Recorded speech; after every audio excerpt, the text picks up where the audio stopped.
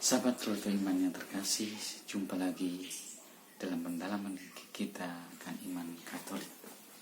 Kali ini saya mengajak kita bersama-sama mengenal lebih dalam, meneladani sikap hidup dan panggilan Bunda Maria. Bunda Maria adalah Bunda Penebus. Dalam karya penyelamatan yang dilakukan oleh Allah melalui Yesus, Bunda Maria mengambil peran yang penting. Dia dipilih oleh Allah untuk melahirkan Tuhan Yesus yang adalah anak Allah yang Maha Tinggi.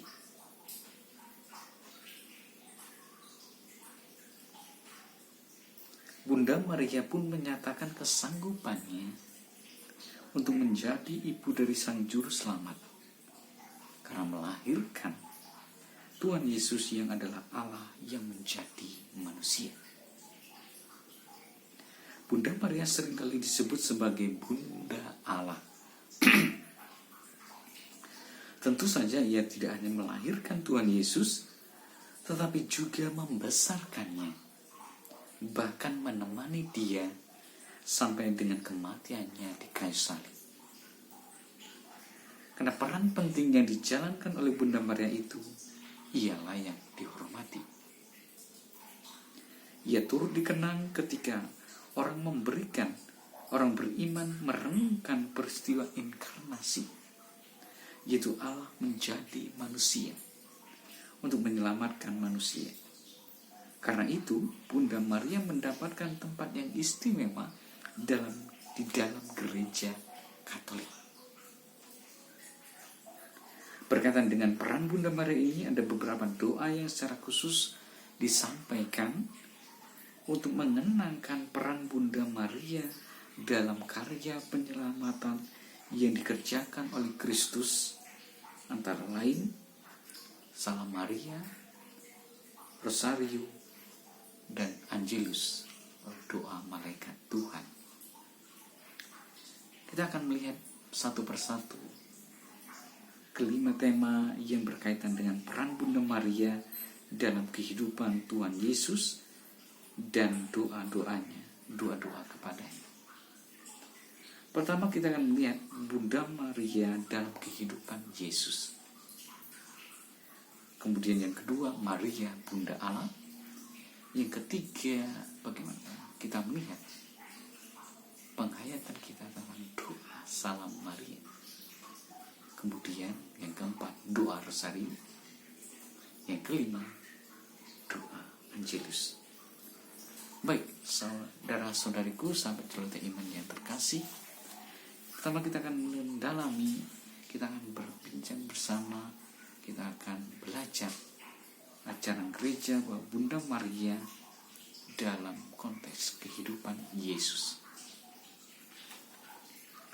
Tuhan Yesus Juru Selamat kita datang ke dunia dan menjadi manusia melalui rahim seorang perempuan. Bunda Maria telah dipilih oleh Allah untuk melahirkan putranya. Ia menjadi ibu Tuhan yang membesarkan putranya dan menyertainya sampai pada dengan kematiannya di kayu salib.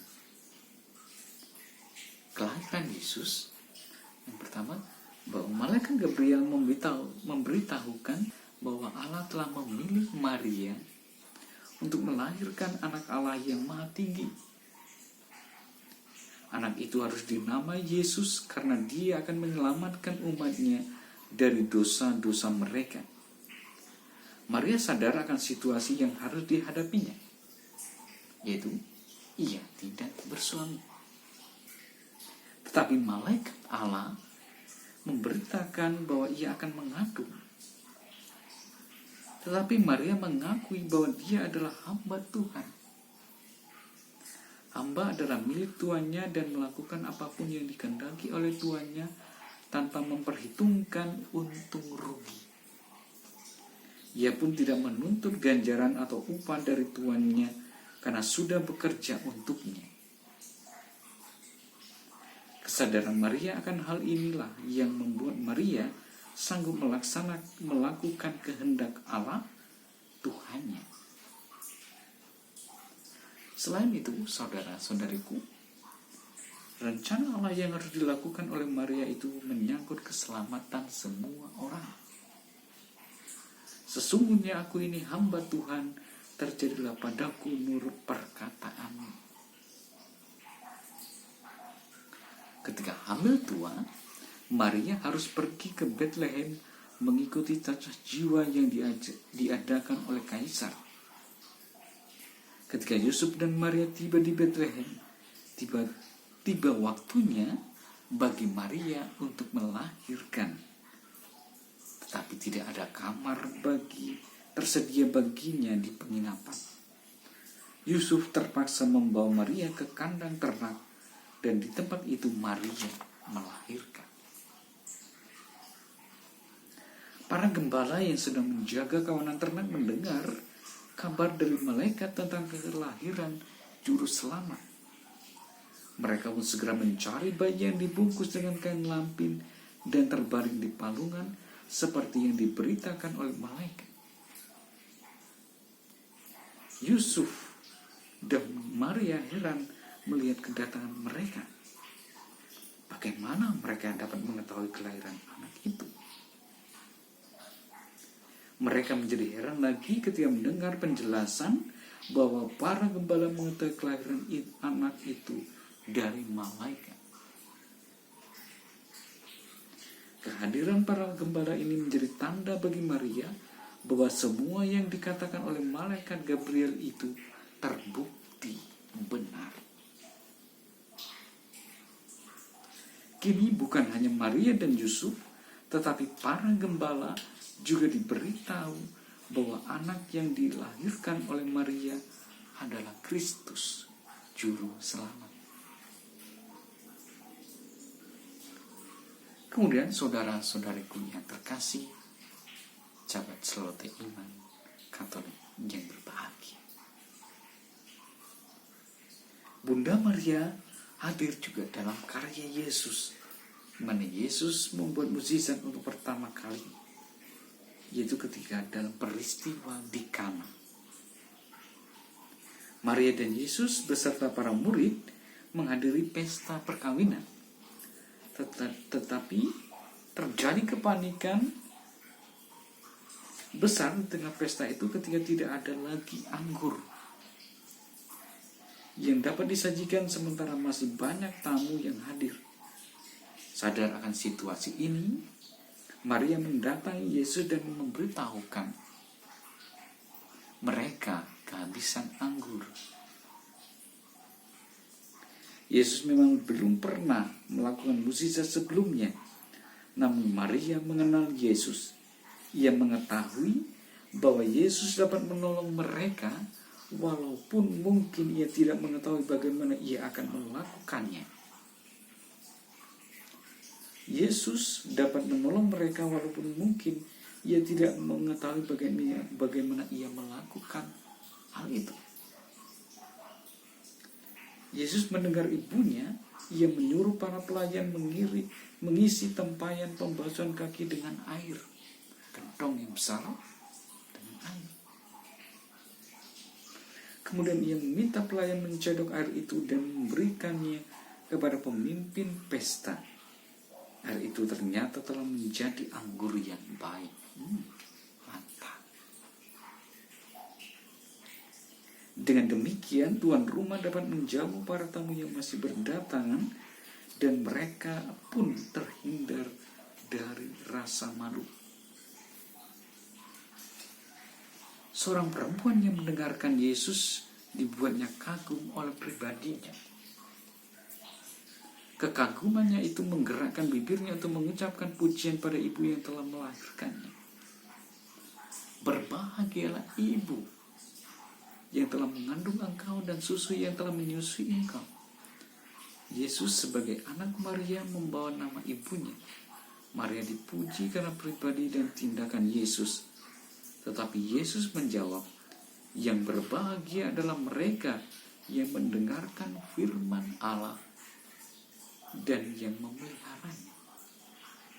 Yang berbahagia adalah mereka yang mendengarkan firman Allah dan yang memeliharanya. Sekilas jawaban Yesus ini terdengar sebagai penyangkalan terhadap ibunya. Tetapi pernyataan ini sebenarnya adalah pujian terhadap Maria. Ia adalah seorang yang mendengarkan firman Allah dan memeliharanya. Ia adalah orang yang melakukan kehendak Allah.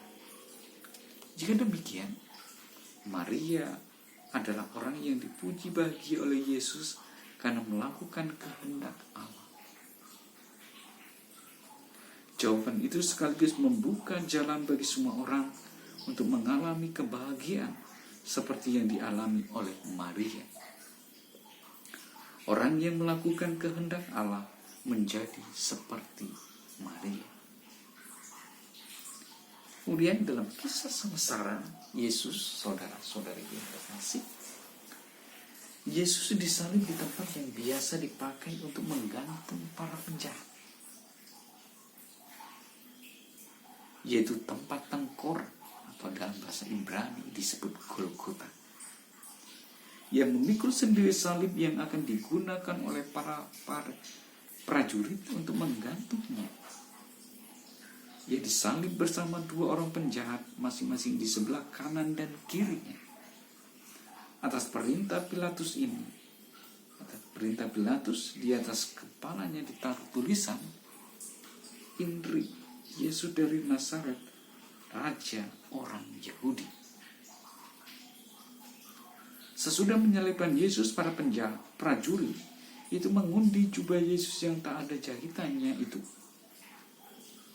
Bunda Maria berdiri di dekat salib Yesus itu. Rasanya tidak mungkin bahwa tiba-tiba Maria ada di situ. Ia menyaksikan semua yang dialami oleh anaknya. Dia adalah ibu yang melahirkan Yesus yang disiksa dan sekarang digantung di salib. Sebagai ibu, Maria mengalami kesedihan besar menyaksikan anaknya menderita baik secara fisik maupun psikis. Maria adalah yang dipilih oleh Allah untuk melahirkan Yesus. Karena itu Allah memberikan kepadanya pengertian untuk memahami apa yang dialami oleh anaknya. Ia meratapi penderitaan anaknya, tetapi ia ingat akan kehendak Allah melalui malaikat Gabriel. Maria menyaksikan bagaimana Yesus melaksanakan kehendak Bapa untuk menyelamatkan manusia dari kekuasaan dosa. Penderitaan Yesus itu bukanlah akhir dari segalanya. Derita dan kematian yang dialami oleh Yesus akan membawanya pada kemuliaan, bahkan akan membawa setiap manusia yang percaya padanya masuk dalam kebahagiaan surgawi. Marilah berdoa.